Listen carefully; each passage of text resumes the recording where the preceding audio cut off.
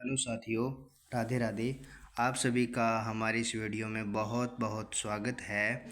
जैसा कि आपको पता है कि हमने पिछले वीडियो में राजस्थान के इतिहास के बारे में पता किया था कि जो राजस्थान के जो क्षेत्र से थे उनको किस किस नामों से जाना जाता था। और आज का जो हमारा तीसरा टॉपिक है राजस्थान इतिहास जानने के स्रोत। तो चलिए दोस्तों, हम इस तीसरे टॉपिक को भी पढ़ना स्टार्ट करते हैं।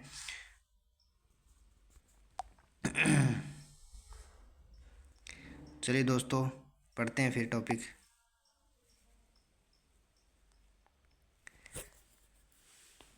देखो दोस्तों, प्राचीन काल के इतिहास के अध्याय से हमें सभ्यता के क्रमिक विकास का ज्ञान होता है।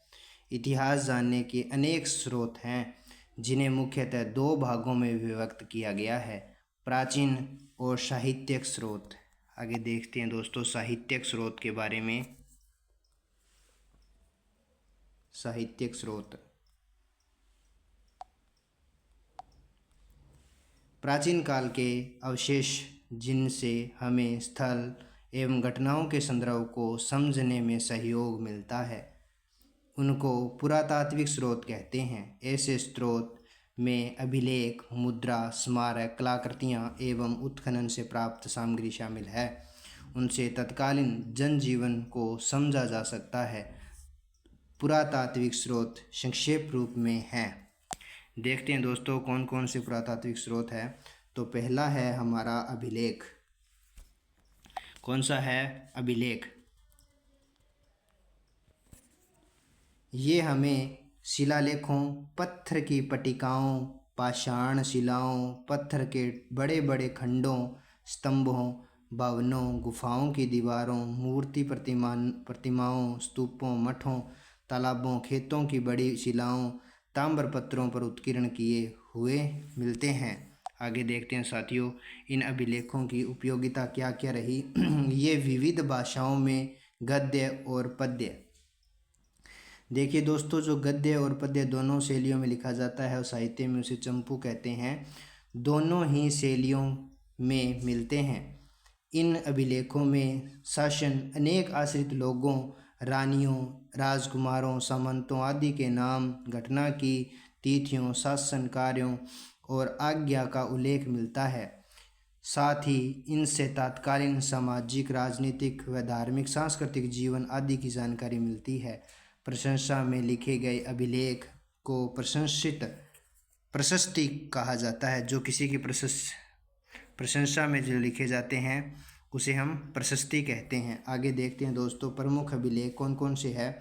जैसे नगरी अभिलेख, कंसवा अभिलेख, घंटियाला अभिलेख, किराड़ू अभिलेख, नांदसा और बरनाला यूप स्तंभ लेख, सामोली शिलालेख आदि राजस्थान की धार्मिक व्यवस्था, यज्ञों के प्रकार, भूमि तथा द्रव्य दान, राजनीतिक सीमा आदि की जानकारी प्राप्त होती है। उदाहरण स्वरूप घंटियाला अभिलेख प्रतिहारों और बिजोलिया शिलालेख चौहानों का इतिहास जानने के महत्वपूर्ण साधन हैं।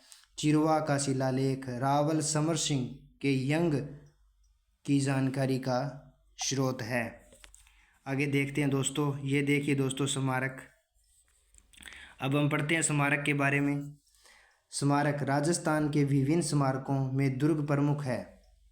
ठीक है दोस्तों, इनसे चित्तौड़, जालोर, गागरोन, रणथंभौर, आमेर, मेहरानगढ़, तारागढ़, कुंभलगढ़ आदि दुर्ग महत्वपूर्ण हैं। इनके अलावा भवन, राजप्रसाद, महल, सार्वजनिक भवन, स्नानागार, जनसाधारण के घर, विहार, मठ, चैत्य, स्तूप, मंदिर, समाधि, बावड़ी, कूप आदि भी स्मारक हैं।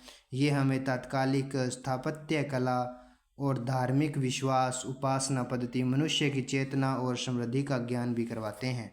आगे देखते हैं दोस्तों मुद्राएं। मुद्राएं अथवा सिक्के छापों या प्रतीकों से किसी भी काल विशेष की राजनीतिक और धार्मिक आर्थिक स्थिति का पता चल लगता है। मुद्राओं पर अंकित चिन्ह, भाषा, लिपि, सन, संवत, नाम सहित धातु की शुद्धता, नाप तोल आदि से हमें उस समय की समृद्धि और आदि का ज्ञान होता है। सिक्के राज्य एवं शासन की शक्ति का सूचक होती है। किसी भी राज्य की अगर शक्ति देखनी है, अगर उस शासक ने कोई सिक्का जारी किया है तो उस शासक की शक्ति का प्रतीक होता है। आहड़, रेड और बैराट, रंग महल और सांबर। आगे देखते हैं साथियों, सुखाड़ियों के उत्खनन से प्राप्त सिक्के और मुद्राओं के क्षत्रपों, मालव, चौहान, गुहिल आदि वंशों के काल के राज्य शासन अधिकृत सीमा के बारे में जानकारी उपलब्ध होती है। आगे देखते हैं साथियों, बर्तन और कलाकृतियाँ। उत्खनन से हमें तत्कालीन बर्तन आदि कलाकृतियाँ प्राप्त हुई। कलाकारी में बर्तनों पर चित्रण, खंभों पर खुदाई, किवाड़ों व गवाक्ष मतलब गोखड़ों की कारीगरी आदि भी देखने में आती है। हमें ऐसे बर्तन भी प्राप्त होते हैं जिनकी बनावट, पॉलिश, रंग आदि उस काल की उत्कृष्ट कला को दर्शाते हैं। राजस्थान के अनेक स्थलों में उत्खनन में प्राप्त मृदंग, भांड, प्याले और रकाबिया, धूप पात्र, दीपक आदि से हमें पूर्वजों के कला कौशल को सहज और समझ सकते हैं। गणेश्वर जैसे नीमका थाना सीकर की हैं। ताम्र संस्कृति के अवशेष जोधपुरा, जयपुर में है, नोहा, भरतपुर में है से प्राप्त काले और लाल मृदंग, भांड, आहड़ व गिलुंड से प्राप्त प्रस्तर, फलक आदि में कला कौशल देखा जा सकता है। आगे देखते हैं दोस्तों, ताम्रपत्र। देखो ये ताम्रपत्र पर ये लिखा हुआ है कुछ, ये देखिए दोस्तों, तांबे के छोटे पत्रों पर खोदे गए लेखों को ताम्रपत्र कहते हैं। दान पुण्य से संबंधित होने से इन्हें दान पत्र भी कहा जाता है। इनसे हमें शासन काल, बादशाह, पर्व, धर्म, भूमि और भूमि के प्रकार, नाप तोल, दान के प्रकार आदि का पता चलता है। आगे देखते हैं साथियों, साहित्य के स्रोत। साहित्य के स्रोत को पढ़ना स्टार्ट करते हैं हम। साहित्य के स्रोत। इतिहास जानने में साहित्य की भूमिका महत्वपूर्ण है। जैसे देखो, संस्कृत, हिंदी, राजस्थानी, उर्दू, फारसी में लिखे गए साहित्य प्रचुरता के साथ मिलता है। राजस्थान के इतिहास स्रोत को जानने में वेद, पुराण, रामायण, महाभारत, बौद्ध और जैन ग्रंथों की सहायता मिलती है।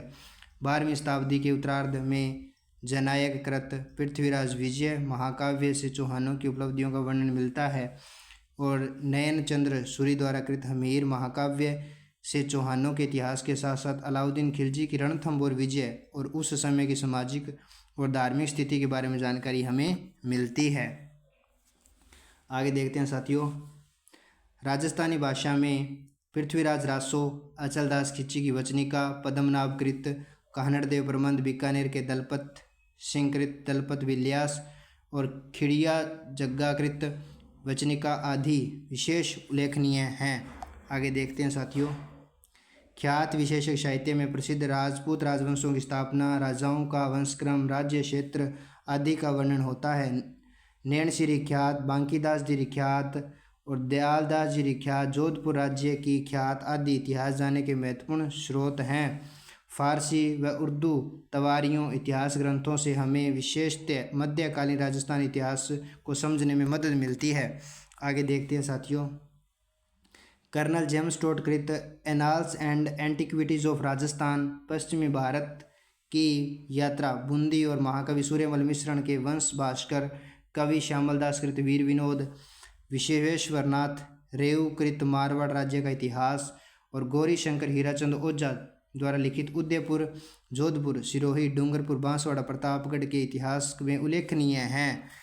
ये देखिए दोस्तों, ये प्रतिमा जो ये बनाई गई है चित्र, ये कर्नल जेम्स टोड का है, ये कर्नल जेम्स टोड है। और ये देखो गौरी शंकर हीराचंद ओझा है। ये देखिए दोस्तों श्यामल दास। तो दोस्तों आज के वीडियो में हम इतना ही पढ़ेंगे। आज हमारा ये टॉपिक पूरा हो चुका है और अगला टॉपिक हम नेक्स्ट लेके आ रहे हैं अगले वीडियो में। आप हमारे वीडियो को लाइक कीजिए, कमेंट भी कीजिए और शेयर भी कीजिए। कैसा लगता है आपको वो भी बताइए और अपनी राय भी दीजिए दोस्तों। आपके सहयोग से भी हम वीडियो चला रहे हैं। तो आज के लिए इतने ही दोस्तों, थैंक यू वेरी मच।